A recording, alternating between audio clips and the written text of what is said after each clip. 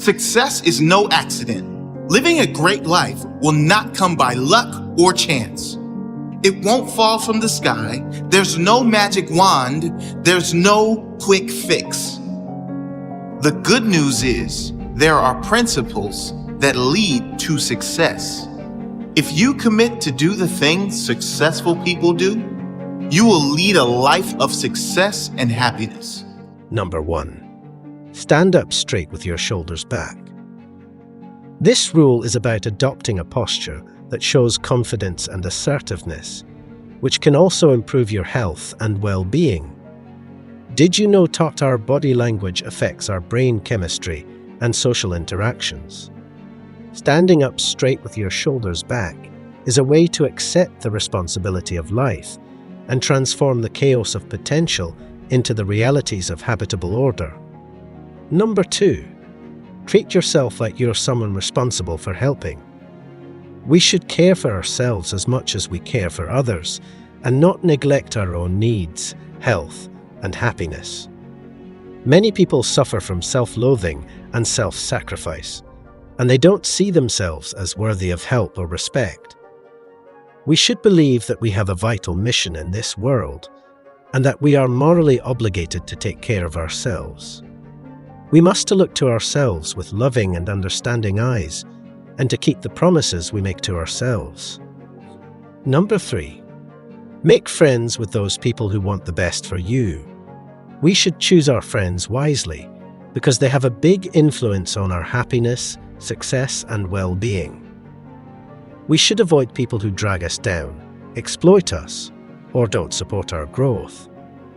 We should surround ourselves with people who genuinely care about us, who celebrate our achievements and help us overcome our challenges. We sometimes stay with bad friends, and how we can overcome those reasons. Number 4. Compare yourself to who you were yesterday and not to who someone else is today. Comparing yourself to others can be harmful for your self-esteem, motivation, and happiness, because there will always be someone who is better than you at something, or who has achieved more than you in some area of life. This can make you feel inadequate, resentful, or hopeless. Instead, you should compare yourself to who you were yesterday and see if you have made any progress, learned anything new, or overcome any challenges. This way, you can celebrate your own achievements, no matter how small or big they are, and set realistic and meaningful goals for yourself that are based on your own values and interests. This is a more constructive and positive way of measuring your success and happiness because it allows you to appreciate your own strengths and weaknesses and to work on improving yourself in the areas that matter to you. This can help you avoid the pitfalls of envy, arrogance, or complacency, which can result from comparing yourself to others who are either worse or better than you. By comparing yourself to who you were yesterday, you can also acknowledge the complexity and diversity of human life and respect the different paths that people have. Number 5. Don't let your children do anything that makes you dislike them. Parents have a responsibility to teach their children the rules of society and how to behave in a way that makes them well-liked and functioning members of society. Children are not born pure and innocent, but have a capacity for evil that needs to be corrected by parental guidance. If parents do not discipline their children, they will end up disliking them, and society will punish them in a much harsher way than their parents would. Parents should not let their children do anything that makes them dislike them, because it means that they are doing something wrong or harmful to themselves or others. Number 6. Put your house in perfect order before you criticize the world. Everyone should take responsibility for their own life and actions before blaming or judging others or the world. Many people suffer from injustice, tragedy, or evil in their lives, and some of them react with anger, resentment, or vengeance. Some people choose to overcome their suffering and do good despite it. For example, of Alexander Solzhenitsyn, a Russian writer who was imprisoned and tortured by his own government, but instead of seeking revenge, He wrote a book exposing the horrors of the Soviet regime. Everyone should first examine one's own conscience and behavior and see if there is anything that can be improved or corrected. There is a way of respecting yourself and others, and also a way of preparing for the inevitable disasters that life may bring. Setting your house in order, you can become more resilient, humble, and compassionate.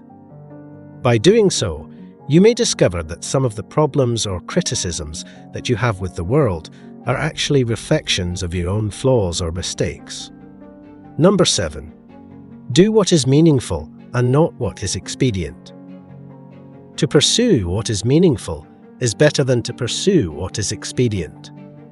Expedience is the easy way out, and it rejects responsibility. It doesn't have the wisdom or sophistication to look ahead and plan carefully, and it has no courage or sacrifice. Meaning, on the other hand, regulates impulses and recognizes the value of making the world better. Meaning cannot be produced as an act of will, but it comes upon you of its own accord. What is expedient works only for the moment, while what is meaningful is the organization of what would otherwise merely be expedient into a symphony of being. Number 8. Tell the truth, or at least don't lie. People should strive to be honest and authentic in its own speech and actions, and avoid deceiving itself or others for short-term gain or comfort. Lying can have negative consequences for yourself and society, such as eroding trust, creating resentment, distorting reality, and preventing growth. Telling the truth can help you face challenges, solve problems, discover meaning, and align your values with your behavior. Number 9. Assume that the person that you're listening to knows something you don't. You should be humble and open-minded when having a conversation with someone else. Everyone has something valuable to share, and that everyone can learn from listening to different perspectives. Number 10. Be precise in your speech. To be precise in your speech means to say what you mean and mean what you say, to avoid ambiguity, distortion, deception, and manipulation. Precise speech is essential for communicating truthfully and effectively, and for avoiding unnecessary conflict and confusion. Precise speech can help us discover new things and expand our knowledge. We should strive to be honest and clear in our expression, to respect ourselves and others, and to seek the truth in ourselves and the world. It encourages us to take responsibility for our words and actions, and to face the reality of our situation with courage and curiosity. It warns us of the dangers of lying, hiding, rationalizing, and avoiding, which can lead to suffering and chaos. Number 11. Don't bother children when they're skateboarding. Children, especially boys, need to be exposed to some level of risk and challenge in order to develop competence, confidence, and resilience. Modern society tries to eliminate all forms of danger and inequality, which can have negative consequences for individual and collective well-being.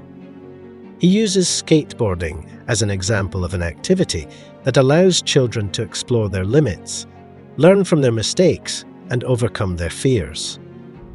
The world isn't easy for children.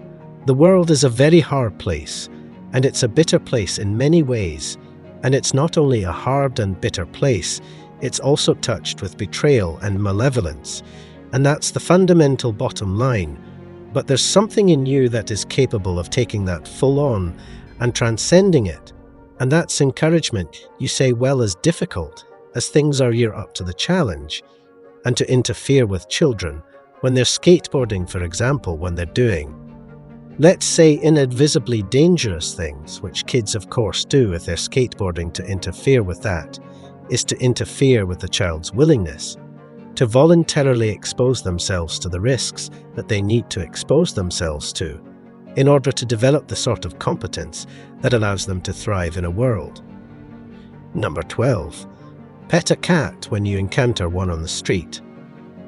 If you take care to notice opportunities, such petting a cat or other small good things, you are better able to affirm the goodness of being without denying the suffering that's always present in being too.